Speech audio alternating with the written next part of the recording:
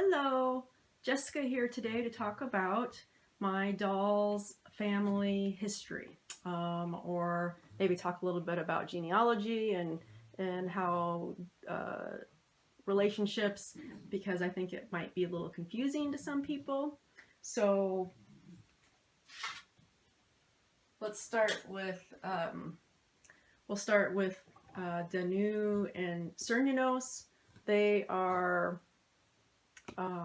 they're the progenitors of the Lurulans, which are a race of deer-like fey people.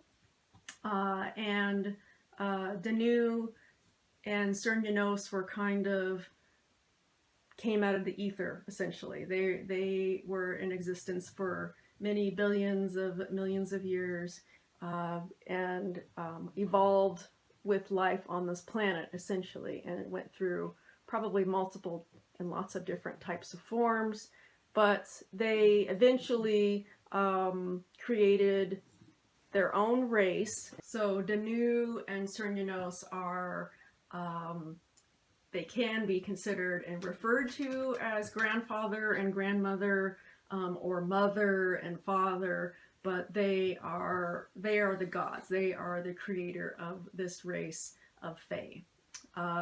So there are many generations. I mean, these potentially the Fae, the Lurlan race of Fae maybe have been around for millions of years. So that's a lot of generations. And Fae are long-lived and have longer lifespans, but still, that is a lot of generations. So, so there's a lot of this race and potentials out there. So during all of this, though, Danu, the goddess, she has had a goal, and she does like essentially a breeding program, and what essentially she's been trying to achieve is still not completely known, but that's kind of the emphasis a lot on my story, has been this basically ultimate generation that has started. So I'll start with just kind of that family, which would be a lily cat blue ombre, and she is kind of the start of the story in a lot of ways, where things began, and she had Herla, who was my twigling, who I just recently got. She just came in a few days ago. So Landria is the mother, and Herla is the mother of Nila. So I don't know if I can move in a little closer here so that we can see. So Alandria is the mother of Herla, and then Herla is the mother of Nila. I know something that does confuse some people is why Herla is an SD-sized doll, and her mother, Alandria, is an MSD-sized doll. And well, what I'll say is that's not the way it was supposed to go. Herla was supposed to be an MSD-sized lily cat. Really, is really what I had in mind.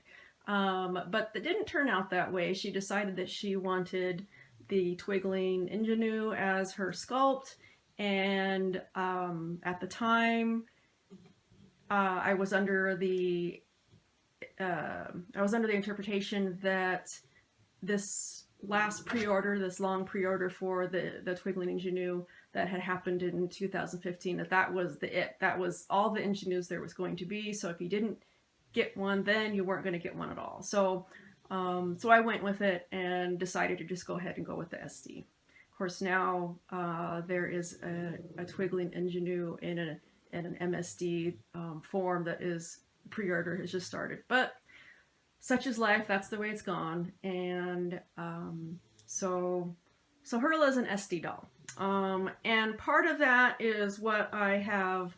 The way I've been explaining that is that So I'll kind of move the camera over here maybe. So there's Lear. He's down there at the end. He's down here. Lear is an SD doll. He is not a Lorulin. He's not a member of Danu and Cernunnos's race of Fae that they created. He is a Fae created essentially by maybe another god or how he came into being. But he is a Fae Lord, and the kind of the idea that I had for the Fae Lords were Fae through different sorts of reasons became extremely powerful compared to the lesser other Fae. And in some ways that might be is they might have been the first generations. So first and second generation Fae, straight descended from the gods. Those were probably very powerful and very strong Fae because they were almost gods themselves in a lot of ways. So the Fae, like the Fae Lords, like Lear, which he is one, very, very strong, almost as strong as gods. So my idea with Hurla is that through Danu's breeding plan that she has been doing, Hurla she's essentially has become godlike in her strength, or on the level of and on the par with the Fae Lords. And this might have been something because Hurla grew up for the most part in the outside world. She actually grew up in a special forest, and her powers were very locked away in that place. And so it wasn't until she returned to Fairy that her true strength was known. So that's kind of my little story and reason for how things work, and it really does work really well. It does explain a lot of things, and so it fits and it works, and I'm pretty happy with that. My pocketbook is less happy with it because I'm really starting to like SD size dolls, really starting to like them a whole bunch. They're really fun to sew for, but they're very, very expensive. So but I'm pretty happy with Hurla. I love this doll. I was having some problems with her sitting, and I hot glue sueded her hip joints, which I had never done. I never hot glue sueded any of my dolls. I'd done some wiring, but I hadn't done the sueding. So I watched some videos on that and got brave and went ahead and did it, and immediately she could sit. So that was really great. Let's talk about maybe some of the other Lorulins. We'll come over here because they're over here.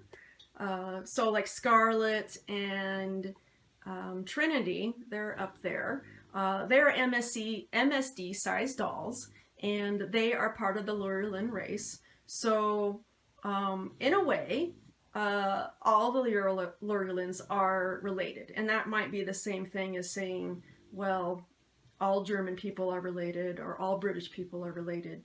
So it's a race or an area. So it's like that.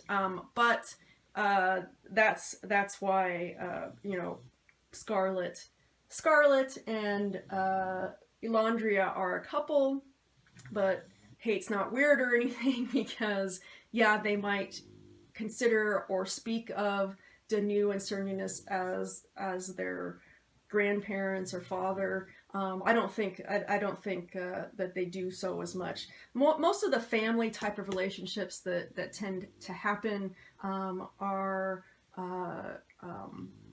Neela really does think of Danu and Cernunnos as her grandparents or great-grandparents because of the experiences that she's had with them where the rest of the family hasn't really. So she feels much more family and tie with them. So I'm just moving all over the place here. I'm on a bit of a tripod trying to keep this steady so it's not shaky camera all over the place. To further explain things, Lear is a Fae Lord and probably a first or second generation Fae from whatever gods his race was descended from. And then we have behind here Edith, who is my lily cat, Kitty Jolie. She is another race of Fae, and probably some sort of cat gods.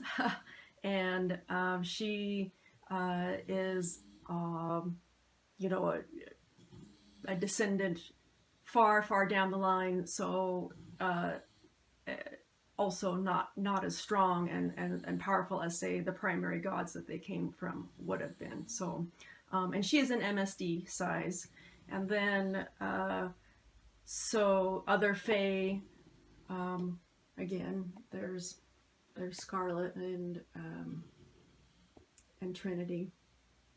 And then over here, we have Maria and her daughter Anna, who are ghosts, human ghosts, but again, they're human. So humans in this sort of story, or the way that I have this world, humans are, they are going to be MSD size too. Other dolls that I have, Kian is not a Fae. She is a separate species altogether. She is a Kirin. She's a magical creature, but she's not a Fae. The Pixies are, I'm not sure how they fit in, if they are all descended from a pixie god, or if they are just really feral type of Fae. But the Pixies tend to be smaller size too. So we have Wynn up there, and the Wildling hiding there next to Edith. So that's, I hope that kind of explains some. We have the centaur Elijah up here, and I have another centaur that should be coming hopefully within the next few months. They are descended from Cernunnos.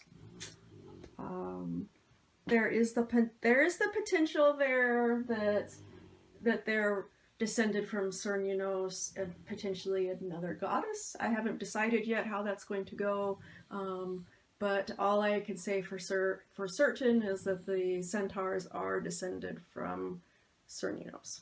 So, okay, lots of things, rambled. Hopefully some stuff made sense. But I welcome questions if I love questions about my characters and stories, so I never mind that. But I'll call it good here. Thanks for watching as usual. Really appreciate it. Hope you're all having a great week, and take care. I'll talk to you later.